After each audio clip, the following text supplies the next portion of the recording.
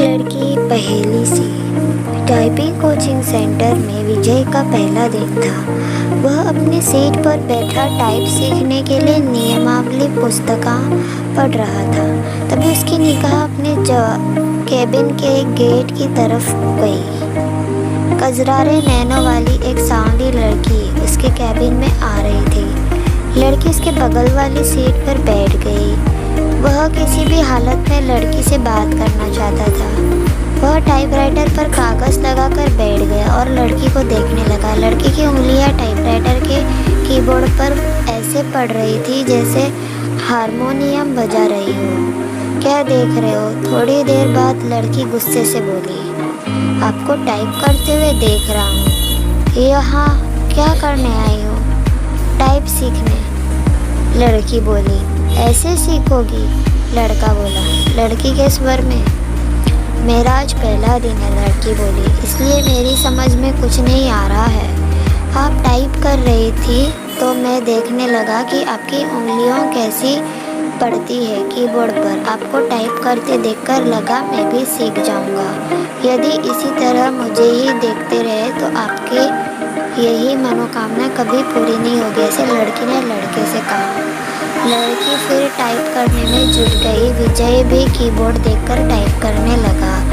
Type करने में उसका मन नहीं लग रहा था। वे बेचैनी सी महसूस कर रहा था। 10 मिनट बाद ही उसने टाइपराइटर का रिबन फंसा दिया। तो आगे देखते गए इसके आगे क्या होगा। एक लड़की पहेली सी में।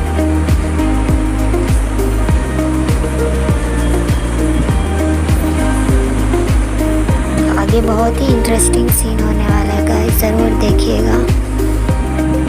रिबन तो फंसेगा ही जब ध्यान नहीं कहीं और होगा। लड़की उसके टाइपराइटर को थोड़ा अपनी ओर खींचकर रिबन ठीक करने लगी। इसी बीच रिबन नीचे गिर गया। वह उसे उठाने के लिए झुकी तो उसके गले से चुतरी गिरने लगी। रिबन उठाने के लिए विजय भी झुका था। उसकी निगाह अकस्मात ही लड़की के रोजों पर चली गई। वह सपका गया। लो ठीक हो गया, लड़की ने कहा। तब उसकी चेतना लौटी।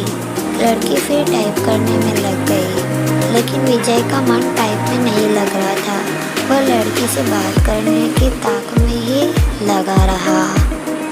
तो आगे ज़रूर देखिएगा गाइस, आगे क्या होता है और क्या क्या होगा।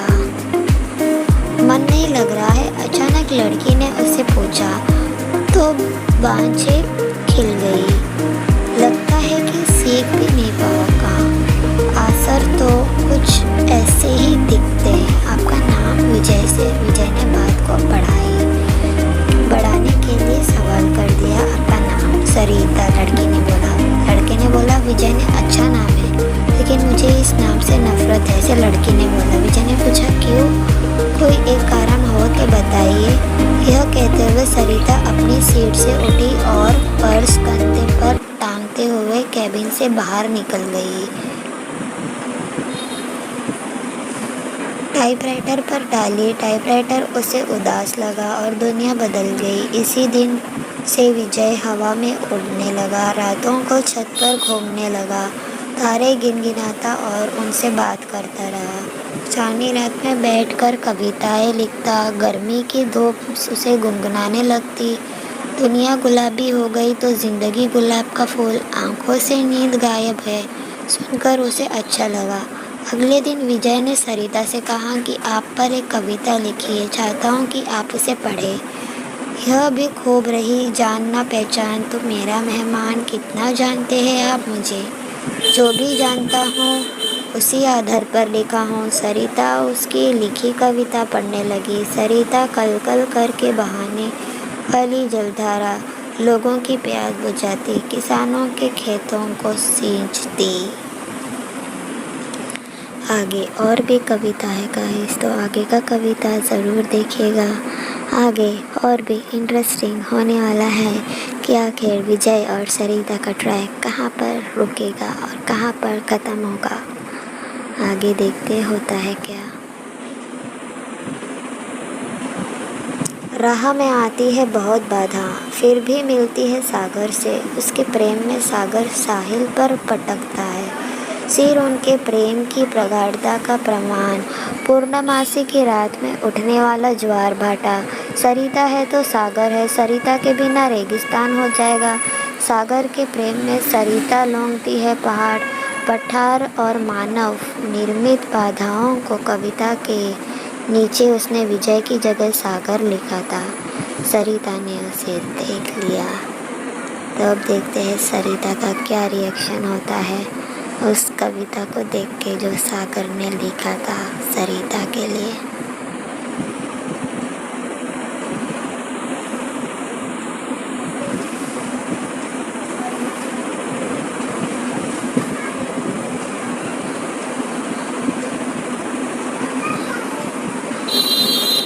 आगे देखती है गाइस, आगे होता है क्या। बैकग्राउंड नॉइस के लिए माफ़ी चाहती हूँ, ऐसे नॉइस तो आते रहेंगे।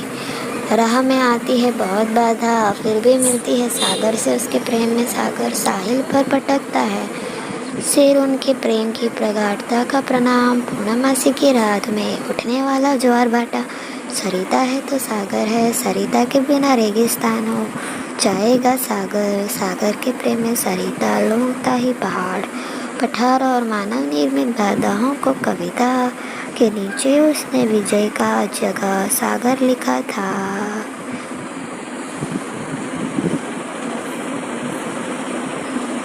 और कागज़ विजय की तरफ बढ़ा दिया। विजय ने कहा कि मैं चाहता हूँ कि आप इसे टाइप कर दें, इसे छपने के लिए भेजना है। सरिता कुछ नहीं बोली, कागज़ को सामने रखकर टाइप करने लगी। विजय उसे देखता रहा। इस बात का आभास सरिता को भी था कि विजय उसे ही देख रहा है, लेकिन उसने कोई विरोध करने के बजाय पूछा कि आप कवि हैं बनने की कोशिश लौटाया। सरिता के इस व्यवहार से उसे काफ़ी थक्का लगा। उसे कुछ समझ नहीं आ रहा था कि सरिता ने ऐसा क्यों किया। वह सरिता टकराने के बाद बदल दिया अपने मार्ग था लंबा, पहाड़ों की श्रृंखला थी, पठार और पथरीली जमीन भी, आदमी भी खड़ा था, फाफड़ा भी लिए बांध बनने को तैयार, खेत सींचने के लिए, चाहे उसे पानी पीने के ना बिजली भी तो चाहिए, घर रोशन करने के लिए, कारखाने चलाने के लिए, कारखानों के कचरे को बहाने के लिए भी चाहिए उसे नदी। प्रकृति से लड़ते नहीं थकी वह, बहती रही अविरल दिल में, लेकिन मानव से बना बांध रोकती उसकी धारा। कारखानों की गंदगी उड़ेल चढ़ा दिया उसकी आत्मा को। अपनी आशाओं से धोती रही वह अपना बदन, निर्मलता से मिलना चाहती थी सागर से। विकास उन्मादी मानव ने रांध दिया उसकी आत्मा को। तो अब देखते गए, सॉरी बैकग्राउंड नॉइस के लिए माफ़ी चाहती हूँ, मैं और कुछ भी नहीं कर सकती, बैकग्राउंड नॉइस के कारण क्षमा चाहती हूँ। अगर आपको ये वीडियो अच्छी लगे लाइक शेयर सब्सक्राइब जरूर कीजिएगा।